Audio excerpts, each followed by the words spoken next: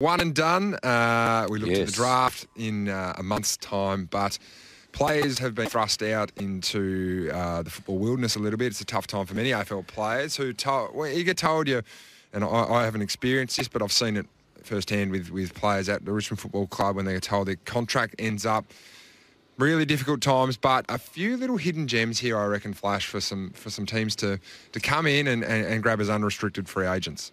There is, and of course on the back of that, we saw a couple of days ago Sam Reid from the Swans signing another 1-year extension. So there was question marks whether he would go on. I always felt that there's probably still a role for Reid.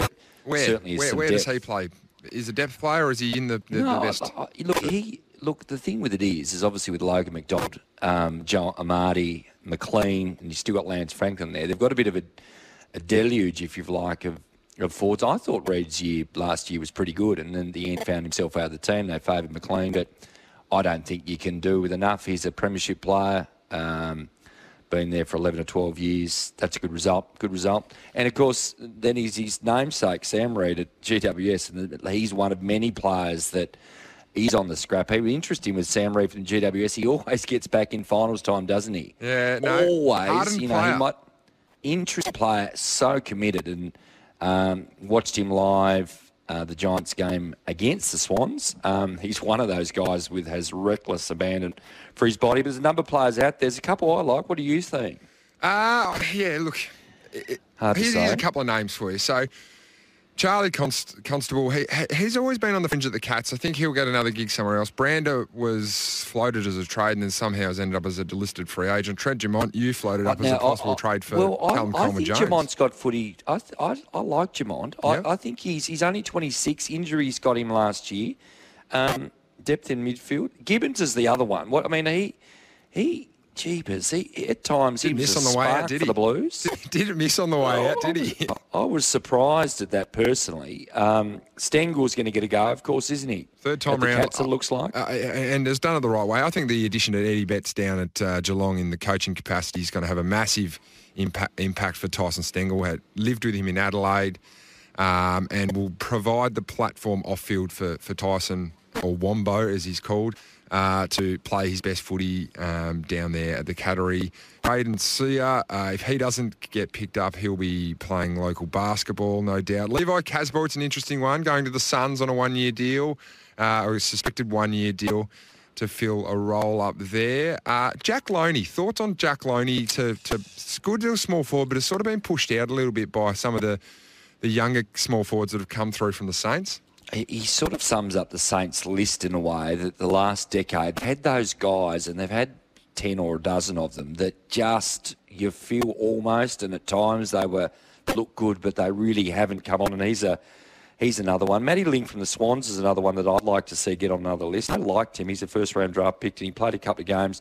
I believe he struggled a lot last year. It's interesting. I mean, what is it like, Jack, on the inner sanctum? Like when this... when all these stuffs happen and you're close to guys, Jack Loney, you'd have 15 best mates, they're on the WhatsApp group or something. The WhatsApp's, it's brutal. And then he's gone. The WhatsApp cull's brutal. Who culls them? How does that happen? No, they cull themselves. They give it, it's a little bit of a send-off note saying, boys, loved it, blah, blah, blah. Here's time's come to an end. And the next thing you know, there's nothing else. It's let's say, Mabior Chol goes to the Gold Coast Suns. It's brutal on WhatsApp because it just says Mabior Chol left. And then the deluge of messages come through, be like, sorry to see you go, Cholly. We love you, Cholly, all this sort of stuff. But he never gets those messages because he's left the forum. So then this is awkward. And then someone will go, will add him back, and then you resend the messages, and then you delete him again. So it is a bizarre time of the year.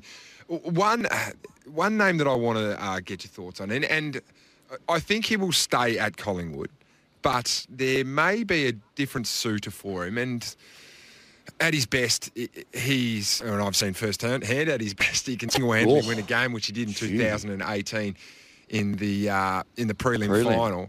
Mason Cox, have you got any thoughts on where he would be best suited? Can he find a club where he actually could buck more again? And actually, obviously Collingwood developed him as a forward, and he really provided a good foil, especially, as you said, in that prelim. And he had some good footy in the back end of that. I mean, is there somewhere where he can become... Well, they could absolutely use it. You know, I thought the Cats almost could have used it, but they've been recycling ruckman there for a long, long, long time and never seemed to have been able to get it quite right. Look, this ruck position, you and I have talked about this for a couple of years, it has never been more vital.